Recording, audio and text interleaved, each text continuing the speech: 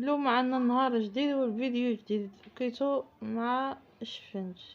هانتم كتشوفوني الطريقه اللي كنطري بها. عندي ماكله قليل في الزيت حيتاش باش كنزلهم باش كيطلعوا، وديك ساعتي كنهزهم من الزيت كنزلو في كسويله كنقولوا لها. عندي فيها الزيت معامره النص بالزيت باش كنزلهم هايدا باش تبارك الله كيطلعوا كيجيو من وسط منهم هاويين، ما فيهمش بطعه ولا يجيو مدقسين، كيجيو تبارك الله خاويين من وسط منهم وواعرين صراحه الله ما نقولكمش. المهم صراحه الله واعرين ها المقادير ديالهم من شويه الخميره وشويه السكر ودوبتهم وخلطت الطحين ساهلين ماهلين، والملح خليتها هي تدفت الطحين عاد دفت شويه د الملح. ديك الساعه كدوب عصرت شويه د الليمونه مزيان كما كتشوفوني كنعصر هاد الليمونه. المهم حتى ماشي جود مغرفه د الليمون ديال التعصير ديال الحامض. هانتوما كتشوفوا معايا عصرت هاد الحامض مزيان.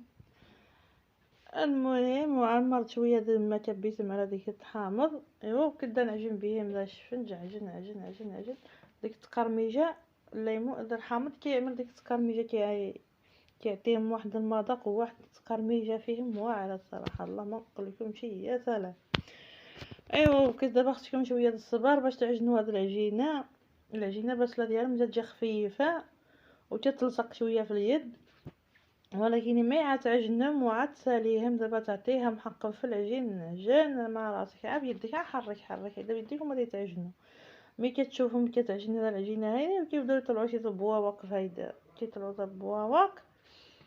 ايوا ديك الساعه كنتم كتشوفوا معايا كيفما كنعطيه محقق في العجين مزيان حتى نشوف العجينه ديالي خفافت. ديك الساعه المهم كيما قلت لكم الخط ديالي واخا كيلصق العجينه في اليد هيدا، ولكن عاد كب شويه د الزيت وعاد دهنوا ديك العجينه ما دهنوها بالزيت وعاد جمعوها ما يبقى داكشي لا عجينه تلصق في يديك وعتعمل شويه تفنده في شويه د الطحين. هيدا الطحين مسمض ولا طحين زرع المهم اللي كان لك. المهم كتفندوا شويه في ديك الطحين هيدا ايوا ديك الساعه كتخلاه يرتاح. المهم هانتوما كتشوفوني دابا حيتاش خمر شويش ورديته خليته تخمر هيدا واحد 10 دقائق ولا المهم 15 دقائق ولا المهم خليه يخمر العجينه الشفنج قد ما تخليها تخمر قد ما تزيان. المهم غطيته بهذا الزيف رجعت المره الثانيه دابا غنهز وغنقلب صافي. هانتوما عاد تشوفوني كنقطع الخميره ديالي كيفاش خمر العجين ديالي العجينه ديالي خمرت على حق حتى حقها في الخمير مزيان خمرت. المهم واخا يطلع بنيوي كيطلع كيخمر بديت نقطع وننزل في المقله. ننزل في هذا المقله هذا الاولين ملي كننزل من هذا المقله هذا كنردها بلاتي نحيد داك الشفنجه اللي هي تقلا وعاد تشوفوا لي هذه الطريقه عندي. المهم هذيك قلات حيدتها حيتاش هذيك التسويله عندي هذه كنعمل فيها شويه الزيت بزاف. كنعمل فيها هذا الشفنجه باش كتعمل هذا بوا وقت تبارك الله وكتطلع ضروري حيتاش باش الشفنجه كتحمر كامله ما كتبقى حتى شويه ماشي محمره وكتخفاف تبارك الله كتجي خفيفه في النص منها ما كتجيش مدقسه ولا معجنه.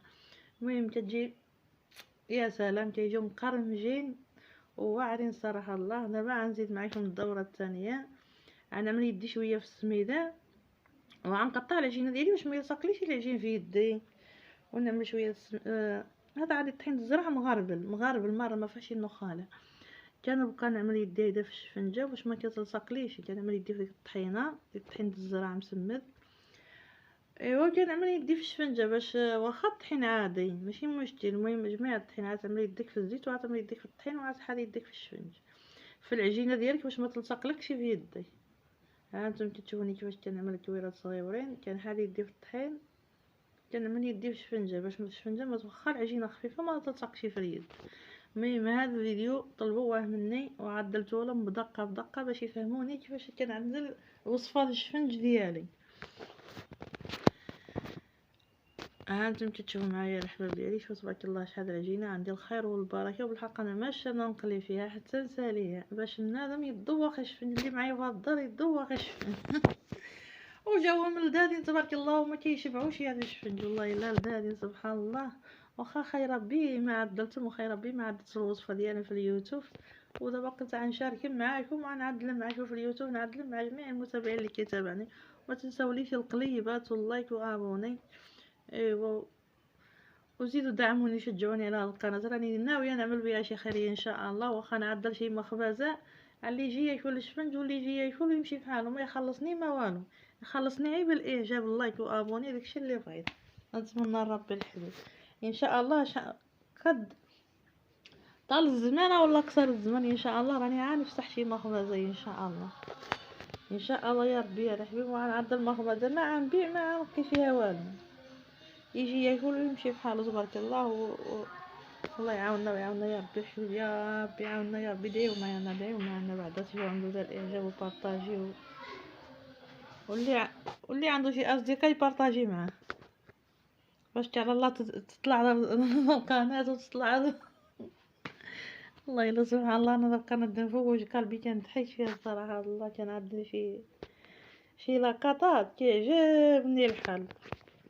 دعيو معنا الحبايب ديالنا، دعيو معنا الخوت ديالنا، دعيو معنا ربي الحبيب يعاوننا على شي مخبزه نفتحوها ونعدلوا فيها هذا الشيء، نعدلوها مصدق في سبيل الله، ما نبيعوه ما والو.